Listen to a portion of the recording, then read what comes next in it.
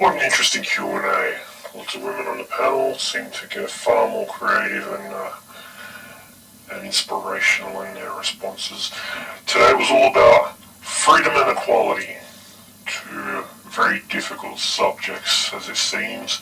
Firstly, the Racial Discrimination Act changes women and quotas of women in the workforce and employment,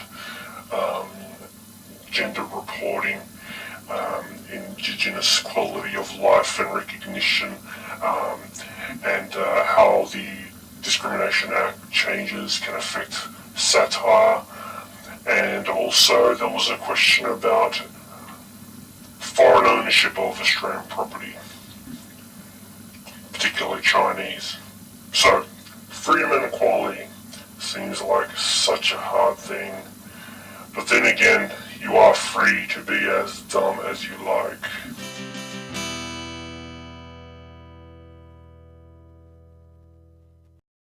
The Racial Discrimination Act and acts like it aren't there just to soothe the sensitivities of those who are prone to take offence at every little blink and wink and facial expression that they might see. It's not about that at all. It's about reducing social harm that's created by comments like that that notorious one spoken by that complete f***ing dickhead Andrew Bolt, who lumped all light-skinned Aborigines in one group as though one would personify the all. You know, it undermines the individual, it undermines the demographic that he's trying to describe, which is superficial in nature. It's only based on appearance. And he was making a comment that affects all those who would classify or be defined by this vague visual encapsulation. And therefore, those who do not actually fulfill the stereotype that he's trying to create will be worse off by being lumped together by those who do.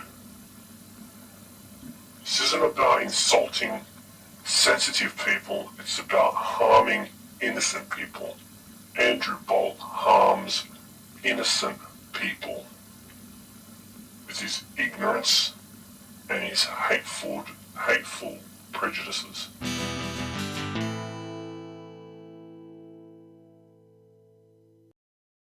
Participation quotas based on arbitrary traits such as gender would be completely obscene in a world where there's an even playing field and the power of one particular demographic or any overweighs or overpowers others. We don't live in that world. We need to wake up from that fantasy. There is no even playing field. Not everybody who is successful deserves it. Not everybody who is not successful deserves it. Not everybody who is on the dole is lazy. And not everyone who is making six figures working thousands of hours a week. It's ridiculous. Quotas are absolutely essential to even the balances of our prejudices, which are apparent and factual. The male domination of politics has absolutely no bearing on skill, qualification, or talent.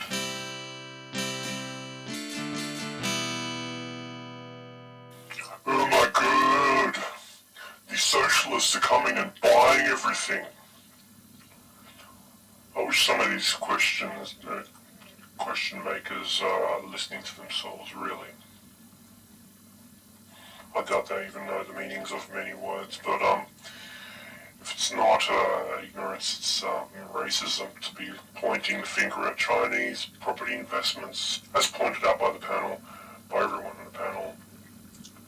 It isn't the Chinese that are buying up up so much investment properties. It's Canada. It's Canada and other places. You know, non-Asian places. Nobody seems to kick up a stink there. I wonder why. Oh, you know, ever since the gold rush era, there was a fear of the yellow menace from up north. Well, if they're invading, they're taking a bloody long time. 300 years? Yeah, it's not going to happen. Then again, you can't have an invasion without Asians, right?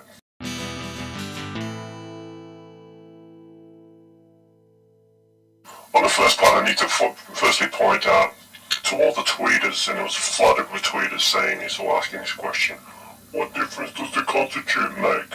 It's just some words on the paper.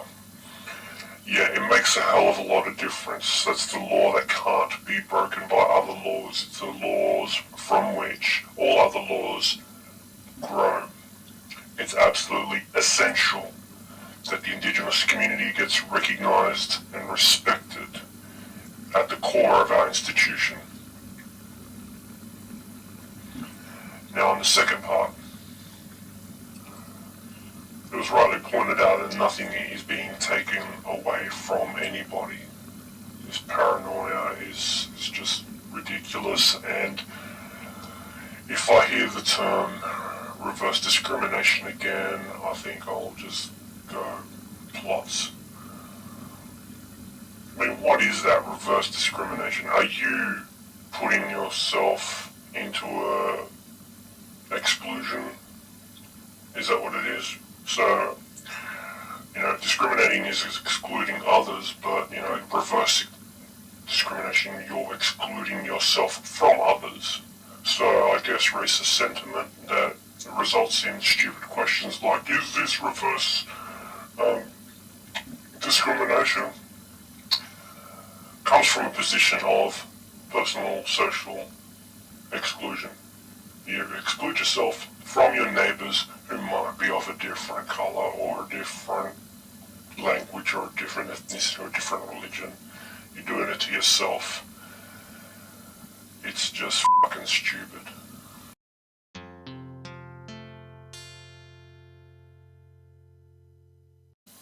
Chris Kenny just needs to get an ambulance.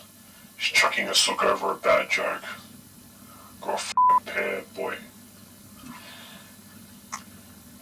It's hilarious how satirists, regardless of taste, tend to get a free rein, but when you're on the right side of the political spectrum, suddenly it's inappropriate.